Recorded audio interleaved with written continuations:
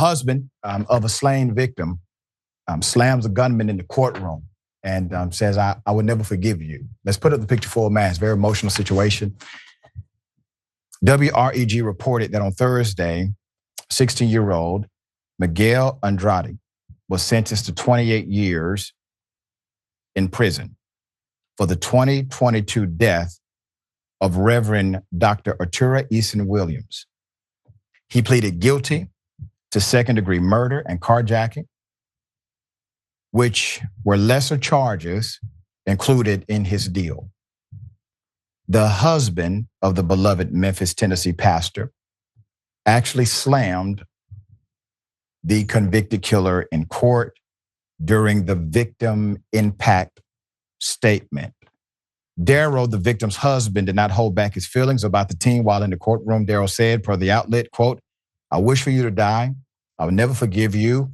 I hope all your family feels the worst pain imaginable with you being locked up, but it would never measure up to my pain. I have no remorse for you. I wish the worst for you."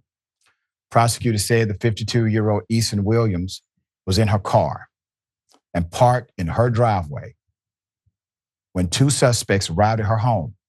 Andrade opened fire, pulled her out of the car, and fled the scene. They also took another victim's car, but ended up crashing it a short time later. Following the incident, local police located three suspects, one being Andrade. The team was caught with Eason-Williams' key and the firearm he used during the fatal carjacking, the outlet reported. It was also discovered that Andrade had an ankle monitor linked to a crime that happened before the incident involving Eason-Williams. However, according to WMC, he was out on bond until his formal sentencing this week. The pastor's sister spoke freely about the decision. Quote, "What you did to Autura was not only selfish, but cruel." Tricia said, speaking to Andrade, quote, "I hope you get the max sentence for your crime. You are a disgrace. I've hated seeing you out living your life while my sister is dead."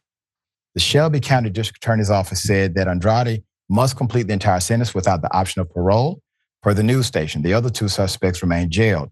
One is 17 and serving a juvenile sentence, and the other one is 22, being held in jail on a $1 million bond. That person is likely not to post a $1 million bond. And I want to say this is very sad all the way around. This is sad all the way around. You have a systemic issue with the criminality of youth in the local culture there, local region. You then have a remarkable human being who is simply in her own driveway, would have helped rather than hurt. The husband, I cannot say anything adversarial to his comment nor his action. The reason I can't is because I don't know how I would feel in that situation. So I refuse to judge him or anybody else. Here's what I can say. Outside of the physical altercation, this is what the victim impact statement is supposed to be about. It was supposed to be about authentic emotions. I know sometimes we hear a victim impact statement, the first thing the person says is, "I forgive you." And I get it. If you really forgive someone for doing something like that to your family member, that's on you. I promise you, I won't be there saying that. And forgiveness to me is a journey, it's a process. You know, some of these cases are adjudicated within a year, within months, sometimes a couple of years. To have your best friend, your soulmate, the true partner who makes this life worth living for you, taken away. And you have to give a victim impact statement. I'm glad that at least the words were authentic and real, and in some way it becomes therapeutic for the individuals who are saying it, and maybe it becomes redemptive for the individual who has to hear it, to understand what they've done. It's called a mirror, a reflective moment.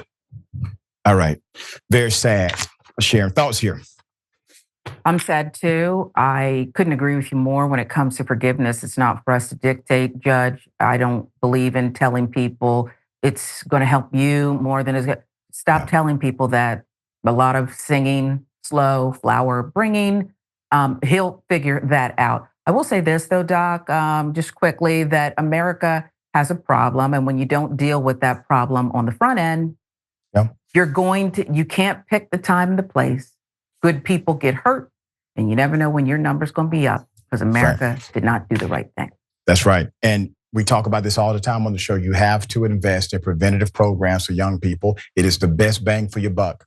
Trying to rehabilitate someone once a disaster has happened always costs more money, and it is less effective according to the data. But if you get to them prior, you have an efficacy of 19 to 25% effectiveness. It goes up significantly from the reaction. All right. And you and Killer Mike can say that, Doc. Sorry to interrupt you. Yeah. You can say that. I wish people would listen.